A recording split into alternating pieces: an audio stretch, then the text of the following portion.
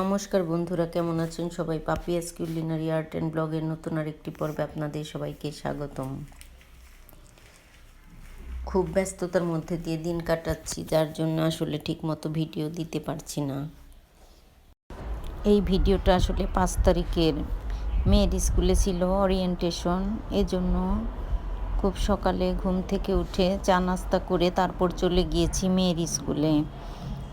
আর মেয়ের স্কুলে গিয়ে ওখানে অনুষ্ঠান হলো, তারপর তাড়াহুড়া করে বাসায় এসে রান্নাবান্না করলাম। এজন্য আসলে আর অন্য কিছু রান্না করতে পারিনি, খুবই সিম্পল আয়োজন করেছি। দুপুরের জন্য করেছিলাম শুধু ডিম ভুনা আর ফ্রাইড রাইস। আর মনকে এবার স্কুলে দিয়েছি, যার জন্য প্রতিদিন স্কুলে নিয়ে যেতে হয়। সকালে অনেক ব্যস্ততার মধ্য দিয়ে কাটে, দুপুরবেলা বাসায় এসে তারপর রান্নাবান্না করি। ভিডিও করি ঠিকই, তবে এডিট করে আসলে ভিডিওটা দেয়া হয় না, এজন্য 2-3 দিন ভিডিও দিতে পারিনি। তবে আজকে ভিডিওটা এডিট করে ভাবলাম আপলোড করি। আসলে এমনিতেই ছোট দিনের বেলা, তারপর প্রতিদিনই বাইরে যেতে হচ্ছে, আর এর মধ্যে রোদ উঠছে না, প্রচণ্ড শীত পড়ছে, যার জন্যে সব কিছু মিলিয়ে আসলে সময়ের সাথে পেরে উঠছি না। আর এই কারণেই আসলে রেগুলার ভিডিও দিতে পারছি না। তো এবার স্কুলের অনুষ্ঠান হয়ে গিয়েছে, আমরা এখন বাসায় চলে যাব। আর বাসায় এসে খুব তাড়াহুড়া করে দুপুরের জন্য রান্নাটা করলাম। এবার রান্না করব ফ্রাইড রাইসের জন্য ভাতটা, তারপর ডিম ভুনা করে নেব। দুপুরের জন্য আজকে খুব সাধারণভাবে রান্নাটা করে নেব। আসলে এর মাঝে সবচেয়ে বড় প্রবলেম গ্যাস প্রবলেম। সারাদিনে নেই বললেই চলে, তবে রাতের বেলা একটু আসে, আর ওই রাতের বেলা আসলে রান্না করতে মোটেও ভালো লাগে না। তারপরেও কোনো মতে আসলে রান্নাবান্না করে খাওয়া দাওয়া করছি। তো এবার পোলাওর চাউলগুলো দিয়েই ফ্রাইড রাইস করব। আর আমি জলের মধ্যে একটু লবণ আর সয়াবিন তেল দিয়ে দিয়েছি। এবার পোলাওর চাউলগুলো 80% সিদ্ধ করে নামিয়ে নিয়েছি একটা ছাঁকনিতে। আর ফ্রাইড রাইসগুলো একটু ঠান্ডা করে তারপর ফ্রাইড রাইস করে নেব। রাইসগুলো ঠান্ডা করে তারপর ফ্রাইড রাইস করে নেব। আর এবার ডিমটাও ভেজে নিচ্ছি। ডিমটা ভেজে ডিমটা ভুনা করব, তারপর ফ্রাইড রাইস করব।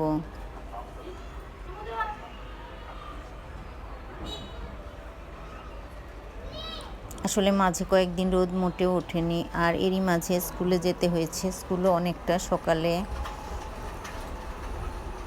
প্রচণ্ড আসলে কষ্ট বাইরে যাওয়া এই ওয়েদারে। তারপরও কিছু করার নেই, প্রতিদিনই স্কুলে যেতে হচ্ছে। আর আজকে যখন ভয়েস দিচ্ছিলাম, এখন বেশ রোদ উঠেছে। ছাদে গিয়েছিলাম, ছাদ থেকে একটু আগে এসেছি, আর এই রোদটা পোয়াতে অনেক ভালো লাগলো। এবার ডিম ভুনাটা করে তারপর ফ্রাইড রাইসটা করব।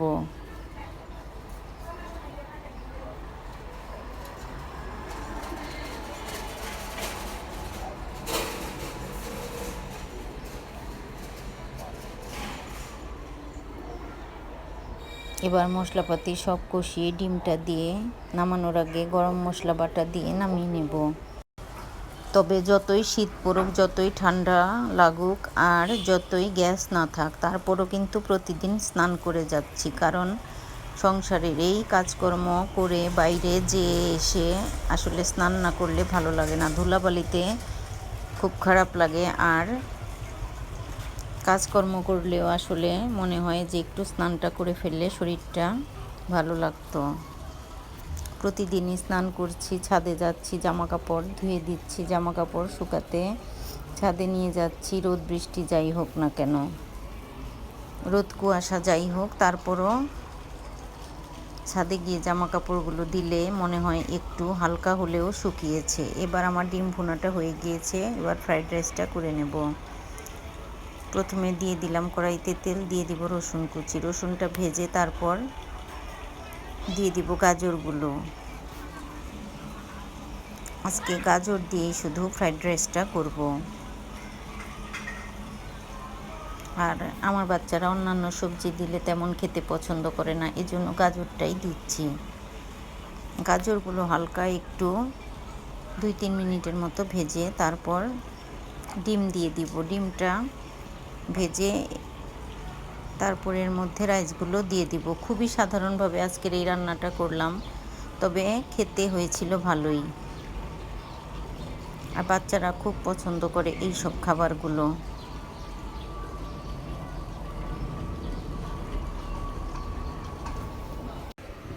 তবে আমি এর সাথে ঝাল করে একটু সালাদ করে নিয়েছিলাম, অনেকগুলো কাঁচামরিচ কুচি দিয়ে, কারণ ঝাল ছাড়া আমার তেমন খেতে ভালো লাগে না। বাচ্চারা তো ঝাল একটু খেতে চায় না, যার জন্য ঝাল করে রান্না করিনি। আর ফ্রাইড রাইসেও আস্ত কাঁচামরিচ দিয়েছিলাম। এরপর এগুলো ডলে ডলে ঝাল সালাদ দিয়ে খেয়েছি। খেতে ভালোই হয়েছিল, এত তাড়াহুড়োর মধ্যে যে রান্না করেছি আর সময়ও ছিল না, তবে খেতে ভালোই লেগেছে। তো বন্ধুরা, আমার আজকের এই ভিডিওটা কেমন লাগলো অবশ্যই জানাবেন। যদি ভালো লাগে তবে একটা লাইক কমেন্ট শেয়ার করার অনুরোধ রইল। যারা ফেসবুক থেকে দেখছেন তাদেরকে অনুরোধ রইল আমার ফেসবুক পেজটি ফলো করার। যারা ইউটিউব থেকে দেখছেন তাদেরকে অনুরোধ রইল আমার ইউটিউব চ্যানেলটি সাবস্ক্রাইব করার। ভিডিওটি দেখার জন্য সবাইকে অসংখ্য ধন্যবাদ। এবার দুপুরে স্নান হয়ে গিয়েছে, খাওয়া দাওয়া করে চলে এসেছি ছাদে।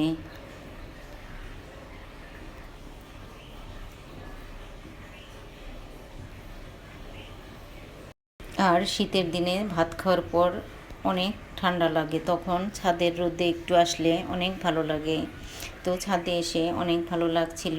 মনও আমার সাথে এসেছে। আর জামা কাপড় রয়েছে, এগুলো নিয়ে বাসায় যাব। এবার রাতের বেলা একটু সেমাই রান্না করছিলাম।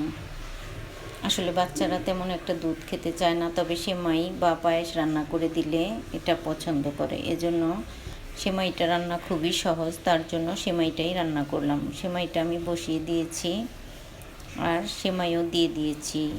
আর একটু জাল করে সেমাইটা নামিয়ে নেব। তো বন্ধুরা, যে পর্যন্তই দেখা হবে নতুন কোনো ভিডিওতে। সে পর্যন্ত সবাই সুস্থ থাকবেন, ভালো থাকবেন। ভিডিওটি দেখার জন্য সবাইকে অসংখ্য ধন্যবাদ। এবার সেমাইটা রান্না হয়ে গিয়েছে, আমি বাটিতে সার্ভ করে নিয়েছি। তো বন্ধুরা, আজ এ পর্যন্তই।